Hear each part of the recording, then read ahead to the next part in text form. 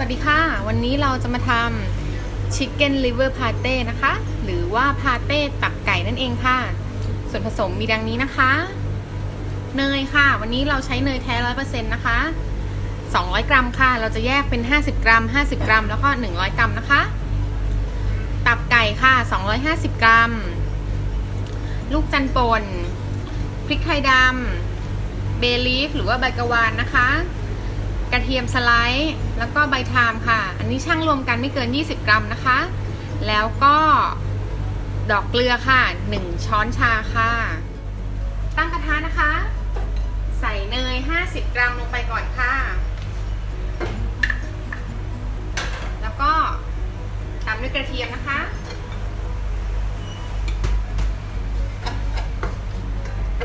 ผัดจนกระเทียมสุกก่อนค่ะพอกระเทียมเริ่มสุกเหลืองนะคะตามด้วยเบลีฟแล้วก็ใบไทม์ค่ะใส่ตับไก่เลยค่ะ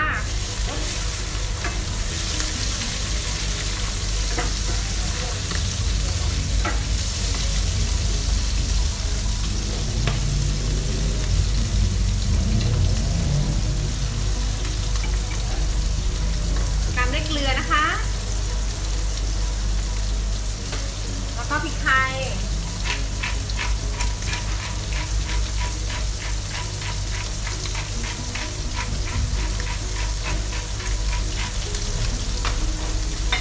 วันนี้ตับไก่เนี่ยเราจะเอาแค่มีเดียมก็พอนะคะ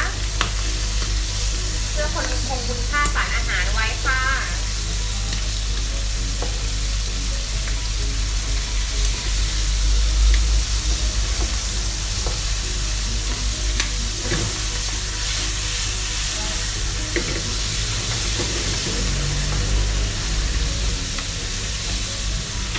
พอตับไก่สุกตามชอบก็ปิดไฟนะคะแล้วก็ตามด้วยเนยอีก100 กรัมค่ะ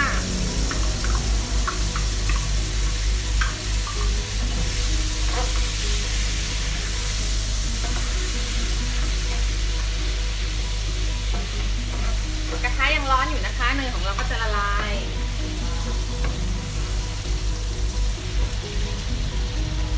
ตามด้วยลูกจันทร์ป่นเล็กน้อยค่ะเนยละลายหมดแล้วนะคะเอาเบลีฟออกค่ะแล้วเราก็จะนำไปปั่นกันนะคะ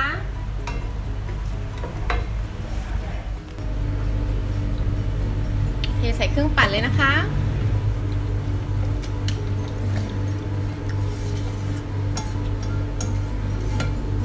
รูดลงมาให้หมดเลยค่ะถ้าใครมีไม้พายซิลิโคนอันนี้ก็ช่วยได้นะคะ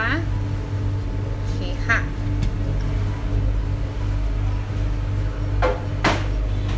ปั่นได้เลยค่ะปั่นให้เนียนละเอียดเลยนะคะถ้าใครชอบหยาบๆหน่อยก็ไม่ต้องละเอียดมากแต่ว่าไอ้นาชอบละเอียดมากๆเลยค่ะ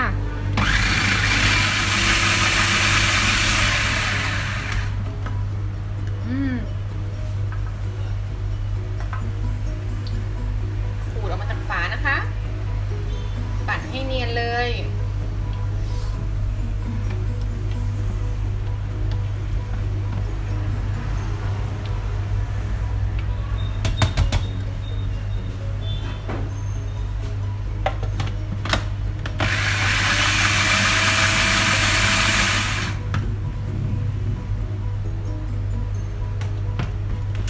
ก็เรียนละเอียดแล้วนะคะหน้าตาแบบนี้ค่ะ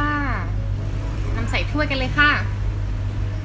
นำเทใส่ภาชนะที่เตรียมไว้นะคะ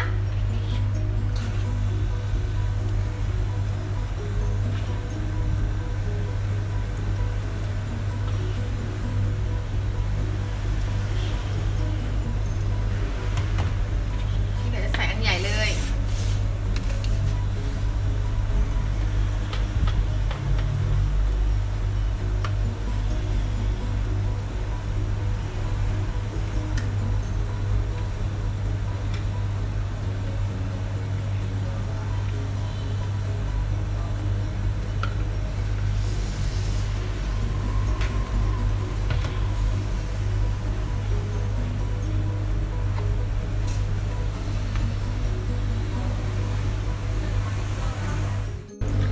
อีก50 กรัมที่เหลือก็นำไปละลายเรียบร้อยแล้วนะคะในไมโครเวฟ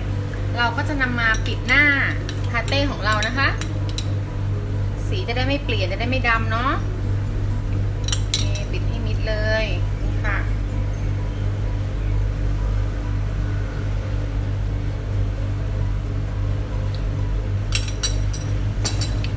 เสร็จเรียบร้อยแล้วค่ะ ตอนนี้เราก็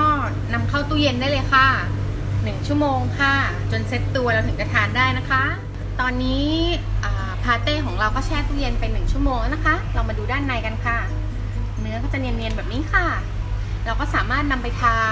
เอ็กโลฟหรือว่าคาร์นิวอร์เบรดหรือว่าเนื้อสัตว์ก็ได้นะคะ เสร็จแล้วค่ะ liver pate ถ้าชอบคลิปนี้อย่าลืมกดไลค์กดแชร์กด subscribe ด้วยนะคะขอบคุณค่ะ